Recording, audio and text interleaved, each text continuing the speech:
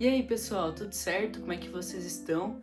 Estamos aqui então no segundo Vitor Responde, né? Que é aquele tipo de vídeo do meu canal, né? Onde eu respondo as perguntas que vocês mandam pelo Instagram, digitam aqui nos comentários do YouTube e eu seleciono as perguntas, né? Pra não ter nenhuma que o pessoal se passa um pouco. E hoje, então, tá sendo o segundo vídeo desse tipo, né? Desse quadro. E então vamos lá para as perguntas. Caso vocês queiram, vocês que estão chegando novo aí e não sabem por onde mandar as perguntas, eu tô deixando uma caixinha de perguntas nos meus stories, dependendo do dia. E eu também vejo as perguntas que estão nos comentários, então vocês podem comentar aí. Comentem também se vocês estão gostando desse tipo de vídeo. Eu sei que já faz um tempinho aí, umas 2 semanas que eu não tô postando vídeo. E é realmente falha minha. Prometo que eu vou melhorar, mas então é isso. Vamos para a primeira pergunta. Bom, então a primeira pergunta que eu acho que eu vou deixar aqui é a pergunta da Lilian Rosa, que para quem não sabe é a minha mãe.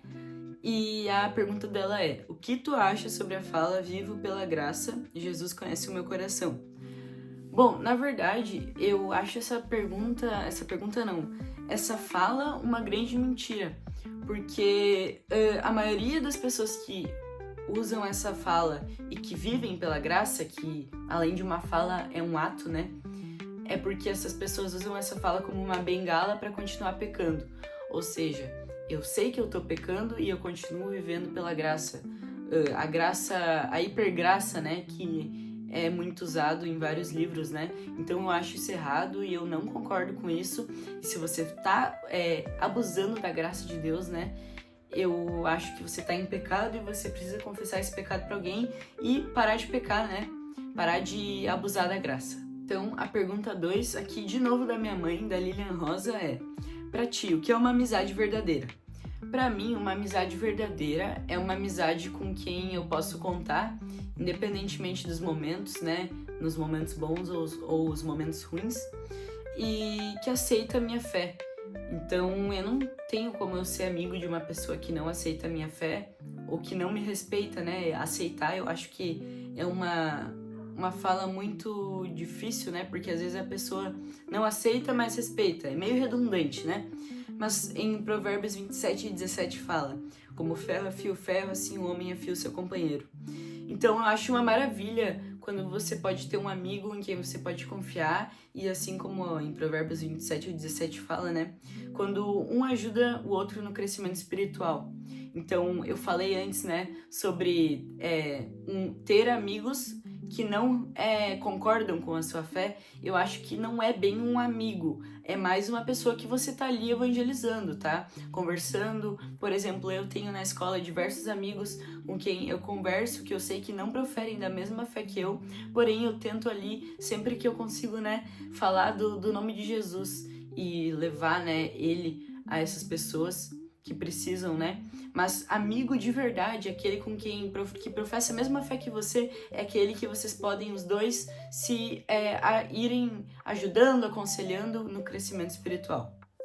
Então vamos para a pergunta 3 agora, a pergunta da Grace Klein: como é ser cristão na escola? Então, Grace, é um tanto quanto desafiador, existem as tentações, existem as coisas erradas, né? Que eu, como cristão, sei que eu não devo fazer porque eu vou pecar.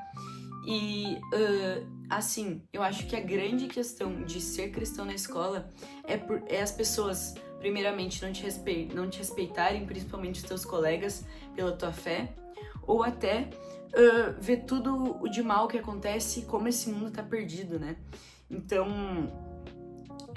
há 2 semanas mais ou menos, 2, 3 semanas, eu iniciei uma célula na minha escola, que é um ambiente durante o recreio, né, onde eu falo de Jesus e eu levo o meu violão, levo a minha Bíblia e eu falo um pouco sobre Jesus, levo a palavra para quem ainda não conhece com a intenção de evangelizar.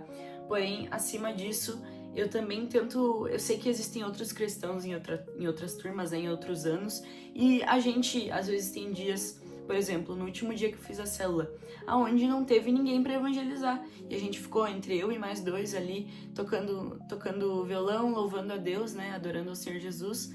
e lemos um versículo, e eu acho que essa é a melhor parte de você ser cristão na escola. Você é um campo missionário que precisa de muito alcance, porque infelizmente os adolescentes estão perdidos e a gente precisa de mais pessoas que tomem a iniciativa de querer pregar a palavra na escola, na faculdade, independente, no trabalho. E eu acho que, assim como é difícil ser cristão na escola, também é difícil nos outros ambientes para adultos, na faculdade para jovens, né?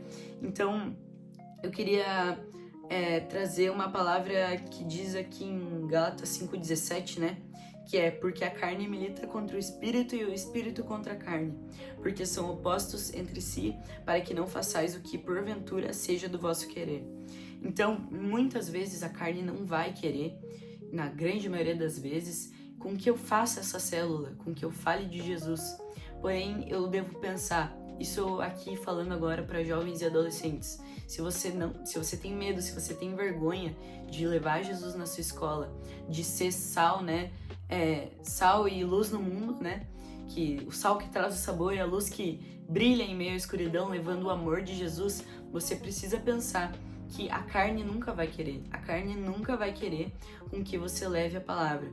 Mas o Espírito, os dois, eles militam um contra o outro, né? Os dois brigam entre si e você precisa pensar: quem eu vou obedecer? Eu vou obedecer o Espírito e vou levar a Jesus?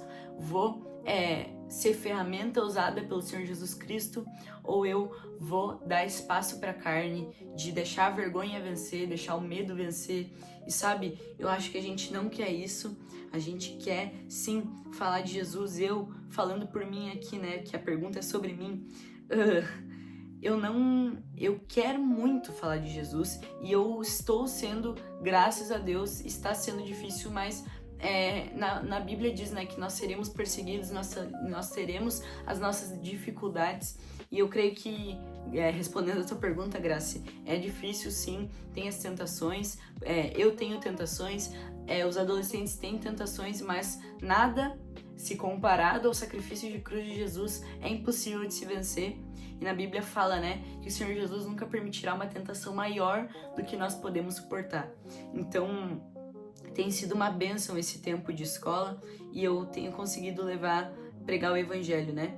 E também existe uma frase que eu separei aqui, que eu acho que é uma frase muito boa, que eu não vou saber ao certo de quem é, mas a frase é essa: pregue o evangelho em todo tempo. Se necessário, use palavras. Então, devemos pregar todo o tempo. Quando eu não tô pregando falando, eu tô pregando com os meus atos. E é isso aí, espero ter respondido a tua pergunta, Grace.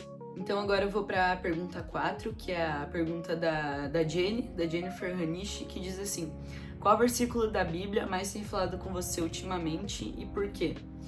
Então, o último versículo da Bíblia que mais tem falado comigo ultimamente, tanto por tá me inspirando, né, tem mudado a minha realidade, né, porque aqui, não me entendam errado, a Bíblia inteira, ela é maravilhosa, maravilhosamente inspirada pelo Espírito Santo, né? É uma bênção, porém, o versículo que mais tem me instigado a viver e a fazer o que o Senhor Jesus Cristo, né, nos instrui na palavra, é Atos 4:20, que diz assim: pois não podemos deixar de falar do que vimos e ouvimos.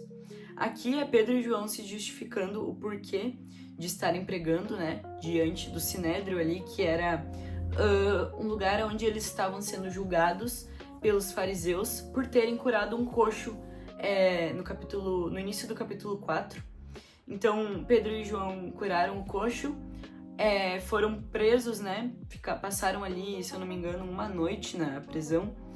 E aí eles estavam sendo julgados pelo Sinédrio, e eles estavam perguntando, né, o porquê de eles estarem fazendo isso, e no caso falando de Jesus, pregando o evangelho, curando, né?